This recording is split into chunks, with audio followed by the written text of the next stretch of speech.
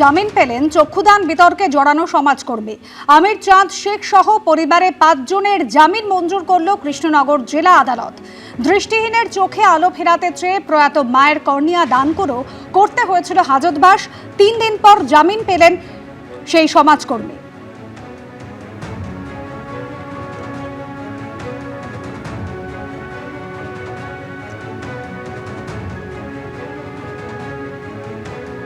যিনি কেস করেছিলেন একজন নেবারার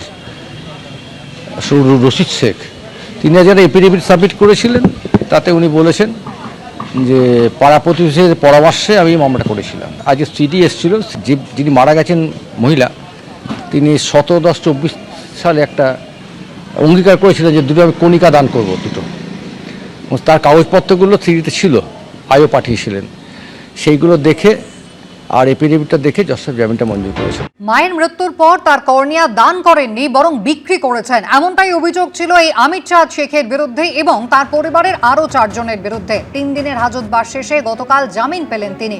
আর বেরিয়ে কি জানালেন আমাদের প্রতিনিধি পার্থপ্রতিম ঘোষকে।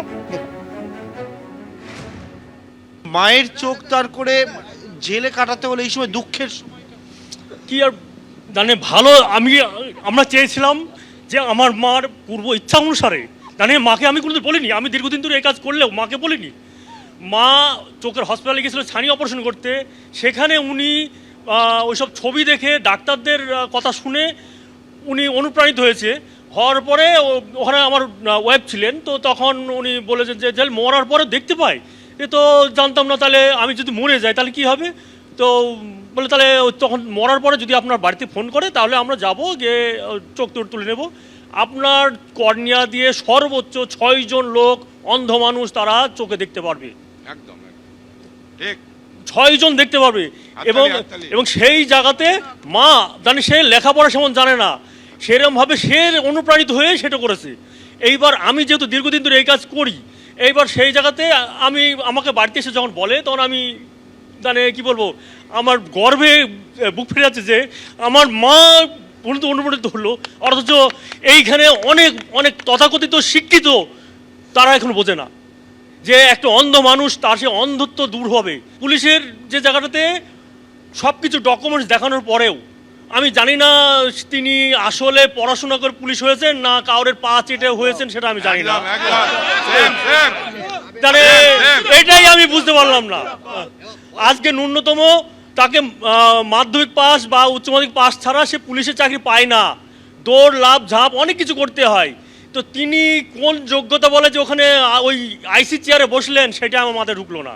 দুঃখের সময়, এই সময়টা মানে পরিবারের সদস্য, আমি সব থেকে আগে বলতে চাই, আমার শাশুড়ি মা অনেক দিন থেকে ভুগছিলেন, ওনাকে কেন এতবার কাটাছিড়া করা হয়েছে আমি এটা বলতে চাই। আমি এর বিচার চাই, আমি প্রত্যেকটা মানুষের বিচার চাই। আমির চাঁদ শেখ তিনি জেল থেকে বেরোলেন, গোটা পরিবারের সদস্যরা যারা ছিলেন, মোট 5 জনকে গ্রেপ্তার করা হয়েছিল, তারা এই মুহূর্তে জেল থেকে বেরোলেন। তারা কান্নায় ভেঙে পড়েছেন, কারণ দুঃখের যে সময়টা, যে সময় পরিবারের সদস্যকে তারা হারিয়েছিলেন এবং তার পরবর্তীকালে তারা যে একটা মহৎ উদ্দেশ্যে যে কাজ করেছিলেন, যে চক্ষু দান করার, এবং সেই জায়গায় তাদেরকে জেলে এইভাবে কাটাতে হবে, তারা কেউই একবারে ভাবতে পারছে। বিতর্কের সূত্রপাত গত 8ই ফেব্রুয়ারি। ওই দিন মৃত্যু হয় কৃষ্ণনগরের সেনপুরের বাসিন্দা রাবেয়া বিবির। গ্রামবাসীদের একাংশ অভিযোগ করে বৃদ্ধার কর্নিয়া বিক্রি করেছেন তার ছেলে আমির চাঁদ শেখ। তারা অভিযোগ করেন পরিবার নাকি বৃদ্ধার চক্ষুদানের কোনো নথি দেখাতে পারেনি। আর এরপরে আমির চাঁদ শেখ সহ পরিবারের 5 জনকে গ্রেপ্তার করেছিল পুলিশ। এবিপি আনন্দ, এগিয়ে থাকে, এগিয়ে রাখে।